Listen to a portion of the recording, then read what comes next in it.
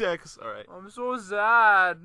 Gootecks I'm is sad crying so hard right now. Yeah, everyone on The Talking Dead was crying. They were like, "We're here for you." It's like, dude, all right, yeah, sure, the episode was sad, but it's a fictional TV show, all right? Yeah, we're back. Sorry, I didn't get any review out last week because we weren't here, but no, I think last week's episode was kind of like, I don't know. There was action and things progressed a little bit, but I think this was definitely the episode to do the commentary for. This is the one that I would have rathered. Yeah. You know, I mean, all that happened last week was Beth got kidnapped and Daryl's now with the people who attacked Rick's house. A bunch of marauding assholes. So I mean that was interesting, but that's really all that happened. Yeah, this episode was so messed up. Like, Yeah. I don't even know. Like, for crying out loud, I mean, we knew that Lizzie had problems when she was trying to choke the baby a couple episodes back, but my God, like what the like kids want to play like with want to play like, you know, play around. Like, even if a kid thought a zombie was like a plaything, like, don't you think they would like it? Like, why would you? Like, obviously this is a lot of spoilers, but why would you kill your sister to play with a fucking zombie? Like, I don't understand what did she think? She's like, yeah, I understand what they are now. It's like, well, what? No, you obviously didn't. It's like, what the fuck did you think they were? Did you think they were like some sort of like freaking like you go to heaven and your body's reanimated in some creepy ass fucking zombified thing? Like it wasn't very clear what she thought these things were. Like, it didn't make sense. And then, you know, obviously they had to put her down like your analogy, like a sick dog, because she was just so fucked in the head. And, you know, there's no way they could bring her to fucking Terminus or, you know, with the baby or, you know, whatever. It's just like, my God, man. My thing for this episode was the baby better not die. That didn't happen. Almost happened because she was going to kill her next. But I was like, all right. So as long as that didn't happen, because I want a happy ending with Rick and Rick meeting the baby and stuff. But it looks like some shit's going to go down next week's episode by the thing. But, yeah, this one... The happy house only lasted a day. Yeah, that's pretty fucked up. Yeah, now I know why they had the creepy music. It was like... Yeah, because, like, in the intro, you couldn't really tell that much. But, like, she was playing tag with the zombie. And, like, then they showed that, like, when she was making tea. She looks out the window. She's like, holy shit, no, what the fuck is that? She's playing tag with a goddamn zombie.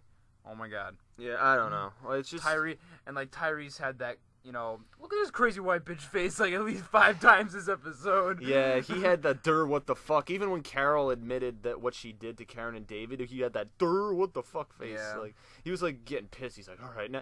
No, that's because, you know, he's a good... You know, Tyrese is a good person. Like, you know, that's the thing. Like, he's willing to forgive people. Even someone who killed two people who were really close to him. Like, you know... I mean, she didn't do it because she was a bitch. She was doing it because she wanted to stop the infection in the prison. Like, you know, it was a legitimate reason, and, you know. So at least they don't have to be separate now. It looks like, I think I was saying they respect each other a lot more now that they kind of got this hashed out between them. Yeah. To be quite honest. It was just a lot in one day. Like, Tyrese saw 2, like, girls that he cared about get killed. The baby almost getting killed, and then... He found out who killed his girlfriend/wife, whoever she was, I forget. But yeah, like, that was a big day for Tyrese, and Carol gave him the option to kill her. She, like, slid him his gun on the table, and he said, you know, I forgive you. I'll never forget, but I'll forgive you. Yeah. And that was a pretty big moment, you know. It shows a lot of his character. Like, of course he's never going to forget that, like, of his... girlfriend's death. Like, he said he dreamed of her every night and at her dying, so he's not going to forget, but at least he has a little bit of closure, because before he thought, like, a stranger killed it. Or yeah, I think that was one of the things that haunted his dreams about her thinking. Like, in his head it was this, you know, unknown assailant who had done this, and, you know, now at least he's, I don't know, I think he feels better because he trusts Carol and respects her so much, so I think he's like, you know, the pros outweigh the cons in his mind, I assume, so... He's not as crazy as, you know, as Lizzie, perhaps, and whatnot. So, no one's as crazy. I think an interesting... Lizzie. Yeah, I think she would be in a fucking insane asylum if there wasn't this apocalypse. Like, and it's so sad because her sister, like, there are polar opposites. Her sister wouldn't kill because she was so nice and she respected life, but Lizzie didn't kill zombies or people because she was so fucked up. She didn't even see the difference to the very end. Like. Yeah, I don't know. It was when her sister pulled her aside, it was pretty, like, when she found Lizzie feeding mice to that zombie on the rail tracks who broke her leg in the beginning. she's like, oh, don't you, we were naming the zombies in the prison because it was a game then, like, but this isn't a game anymore. This is real. They're actually dangerous. And then Lizzie was like, no, I'm the one who's right.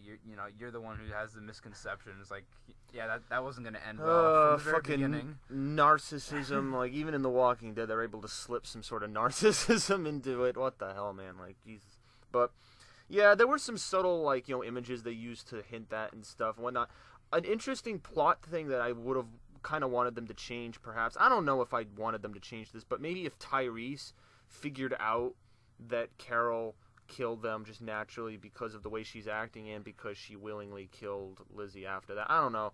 I don't know if that would have made sense, but I think it would have been interesting if he found out that way. Well, he was kind of going along that path. He get like after Lizzie killed her sister, he assumed that it was Lizzie, but then Carol said no, it wasn't Lizzie. She would have let him turn first, and then she later confirmed that like it was her, but he was kind of on that path of thinking, maybe it was this person because of their actions. Yep. Yeah, so pretty much I don't know. That's it mainly for the episode. I guess it's most people are probably just trying to decipher how these deaths occurred. I don't know. I thought the other girl would have at least, screamed or like didn't she realize she was being like attacked like or something? Yeah. Like I don't know. Like I just feel like Carol said, like she was too nice. She was small and weak and too nice, She was both, she was completely defenseless. And considering that it was her sister, like, she couldn't even kill a deer for food. She's like, oh, we could have peaches. She couldn't even kill the deer for food. Like, the last person she would be able to kill was her sister, so... Yeah, I mean, like, especially because her sister could have just easily overpowered her, and, like, I mean, obviously she stabbed her with the knife. So. Yeah, like, poor fucking Carol. Like, she keeps seeing all these little girls die, her daughter, and these two, I don't know, like, I think that's just, like, she just sees these little girls die in the most horrific ways possible. Right. I don't know, it's really weird. Hopefully they can keep Judith alive, because now it's just the three of them. I'm assuming they're just gonna go to Terminus and stuff. I'm assuming there's gonna be some sort of, what I'm assuming is there's gonna be some sort of fight scene with the Marauders, like something's gonna happen. Some of the groups are gonna converge, and there's gonna be a fight scene. Then they'll go to Terminus together, and then it's gonna be like the whole group planning the strategy. Because, in terms of the comics, what happens is they meet up. Well, not in this way, but it's funny. Rick actually runs into Abraham before Glenn does in the comics, and. Huh. Yeah, that's interesting. And what happens is, Abraham tells Rick about their plan to go to D.C., and then they actually go there, find out D.C. is overrun, and then there's this other place near it that starts helping them, and the Alexandria Safe Zone, and then the Alexandria Safe Zone is under attack by the new villain Negan, which I'm interested to see how they're going to do that, because he's a crazy-ass villain in the comics, and I'm pretty sure they're going to do some crazy stuff with him now, so... Well, I'm assuming we're gonna have. I think the next 2 episodes are gonna be action packed. I'm predicting that we won't see Beth for the rest of this season. I think she's gone. I think she's kidnapped until season 5. We'll probably eventually see her then. But at the little teaser at the end of this episode, they showed 2 things. They showed like a tunnel and a dark forest, and I think that's leading into like the whole thing, like this travel to Terminus is going to be a dark travel, like or maybe it leads to where the Marauders are, or so. Well, I mean, like I think it's foreshadowing a dark travel, like bad things. It's not going to be an easy trip. Bad things are happening. Like they showed, like there's going to be some stuff going down, so it should be a very interesting 2 closing episodes. Yeah, definitely. So that's pretty much all we got. I'm sure people are going to be erupting. With the Talking Dead, they're probably all sniffing their bum holes right now, like, oh my god, fucking yeah. So yeah. I mean, so they'll go through that whole thing. But anyway, thank you. Ratings. Oh, I forgot. Derp. I'll give this one a higher one just because I don't know. Like it was more focused. Like there was more of a focus on like how all the characters interacted and stuff and whatnot. I mean, although it is annoying that each episode is just focusing on here's one character, now here's one other character, now it's like focusing on these individual characters. I mean, next episode it looks like more of the groups will converge and you'll have more of the development between all of them, because like for me it's a pet peeve that you're only getting development within a small group. Like I want people to meet up and have interactions that way like they did at the prison. That's just me, but I mean, I'll give this one a 9.5. That's my thing. Just because I was thinking the same thing. I really liked it. It seemed so far it's the first episode so far that really got me emotionally. Like, I mean, of course, this is the first really sad one out of all the episodes, but also just, I don't know, it just feels like it hit home. Yeah, this was more emotional than listening to the freaking sob stories from, It seemed more reminiscent of, like, the first season's episodes that were a lot more, like, emotional and, like, things were happening at a faster pace. Because a lot of people died in season 1, if you remember, like in a quick period of time. A lot of important people died. So. Yeah, like Carol's husband died in like the 4th episode. Like a whole bunch of people died at that camp, and they immediately had to run to the CDC, and then that place blew up in 1 episode. So it was like crazy. So. Yeah, so that to me that was a nice fast-paced episode with a lot of content, a lot of emotion. Yeah, I think that's what these episodes need. They can't be too like slow, because it's like, all right, slow.